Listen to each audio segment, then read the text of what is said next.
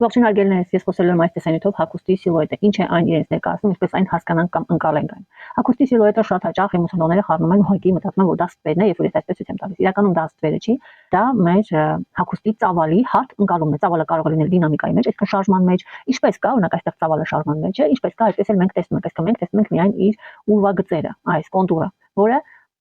ոնց որ սահմանափակում է, ամբողջական ձևն է ցույց տալիս։ Այստեղ ես ամբողջ ներկել եմ ցույց տալով, որ սա մարդու մարմնի եւ հագուստի ուրվապատկերն է իրար հետ, որտեղ մենք չենք տեսնում ոչ մի բացվածք, կտրվածք ոչինչ, նույնիսկ դեմքը ոչինչ չենք տեսնում, սա ընդհանուր ուրվապատկերն է մարդու եւ հագուստը։ Իսկ այստեղ ես միայն հագուստն եմ նշել, իհարկե սա ջրաներկով է ներկած, բայց մենք այստեղ նույնպես տեսնում ենք միայն կոնտուրը, միայն այս եզրերը։ Իսկ մեջը մենք չենք տեսնում այս կարերը, բայց ինչպես տեսնում եք այն կա այստեղ, ուղղակի մենք չենք տեսնում, մենք տեսնում ենք միայն այդ ընդհանուր ծավալը եզրը, հա, այսպես չենք տեսնում ոչ մի կար։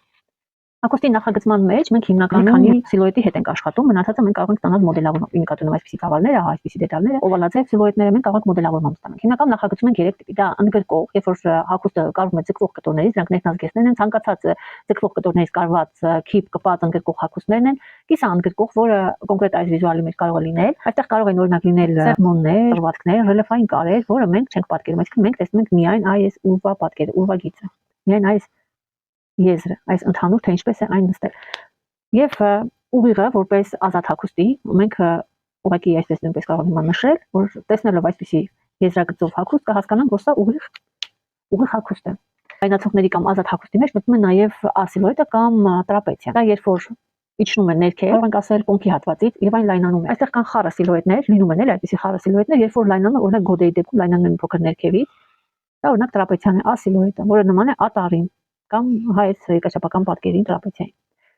Վերևի հատվածը ես այստեղ ցույց եմ տվել, որ ներքևում այստեղ կա մի փոքր ծավալ, այսինքն խառն է, այստեղ ծավալ է, այստեղ նեղ է, բայց կան ռելիեֆներ, կան այսպիսի կոչման տեղամաս, ամբողջությամբ այս մարմնի կպած է վերևի մասը։ Իսկ այստեղ կա ծավալ, այստեղ տրապեցիա է, այն կարող է շարժման մեջ ունենալ ցանկացած եզր, մենք այն նույնպես կարող ենք այսպես ցույց տալ, որ օրինակ ինչ որ ավելի շատ է կտորը իրականում այստեղ։ Ամփոփեմ միտքս, ուրեմն սիլուետը հագուստի ծավալի հարթ ընկալումն է, կարելի է ասել այն կոնտուրն է, ուրվագիծը, որը սահմանափակում է ամբողջական ձևը։ Ես այստեղ հիմա չեմ նշել մարդու սիլուետը, նշել եմ միայն հագուստը կամ տարերը, դրանք ձեռնոցները, կոշիկի հատվածը, ոտքերի այսպիսի առանց թաթերի այսպիսի հարմարանքներ, ուղղակի նշել եմ, որպեսզի դուք տեսնեք, թե ինչն է սիլուետը, ավելի ամրապնդվի այս թեման։ Այս ուրվագծերը, այսինքն մենք տեսնում ենք միայն եզր, այս եզր, եւ վերջ սա է։ Իսկ այս մոդելի վրա ես նշեցի եւ մարդու ուրվագիծը եւ հագուստի, ոյ կներեք այստեղ ձեռք կար, եւ հագուստի ուրվագիծը, այդ դեպքում եթե սա ձեռքերը մնա այս սա չկա, իրականում հա այսպես է գալիս, եւ մենք տեսնում ենք միայն այս եզրերը, չենք տեսնում ինչ կա ներսում։ Եթե հիմա ամբողջությամբ ներկև, սա հենց ամբողջ ուրվագիծն է, ուրվապատկերն ավելի ճիշտ մարդու եւ հագուստի։